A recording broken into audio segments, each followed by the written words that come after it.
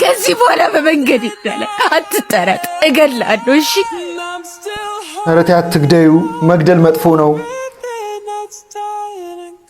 አንተን ነው የምትገልህ? የት ነው ቀብር የምናስፈጽመው?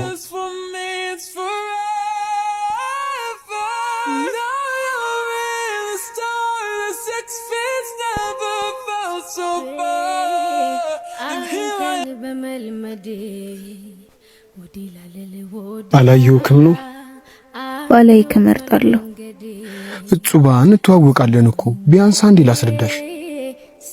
ምኑን ነው የምታስረዳኝ? እንደ ጅል ማየትን ወይስ ፍቅሬ እንደ ሞኝነት መቁጠርን? እቺ ዝም ባታርፍም እንዴ? አንዴ ስሚ። ምኑ ልስማ አብርሽ? ብዙ ነገር እኮ መናገር እየፈለኩኝ የሰው አፍ ውስጥ እንዳትገባ ብዬ ነው ሁሉም በወዲያ አፍኜ ዝም ያልኩት። ምን ያህል ብጎዳት ነው አንተ? እኔ እንደዚህ ማድረጉ ምን ይጠቅማል? አንተ ቆይ ከኔ ምንድን ነው የምትፈልገው? ይቅርታሽን ብቻ። ኧረ አንተ ይሄ የሚያስጨበጭብ አክቲንግ መቼ ቢሆን ለአንተ ይቅርታ አላደርግልም። እሺ አርፌ በተቀመጥኩበት ቁጭ ባልኩበት መተህ እዚህ ሁላ ነገር ውስጥ ቆይ እሺ እኔ ምን ላድርግ? ምን አድርጌ ነው የምትለኝ እንዴ?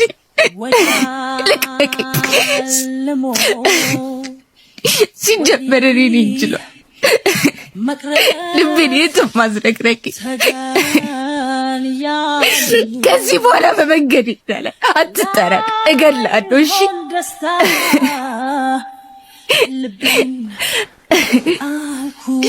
ስማ ፍቅር የልጅ ተረት ተረት አይደለም። እሺ እንድትጫወትበት ደግሞ የተሰበረ ሰው ምንም ነገር ሊያደርግ ይችላል። አትጠራጠር፣ እኔም ቢሆን አደርገዋለሁ። ምን በድለሃት ነው?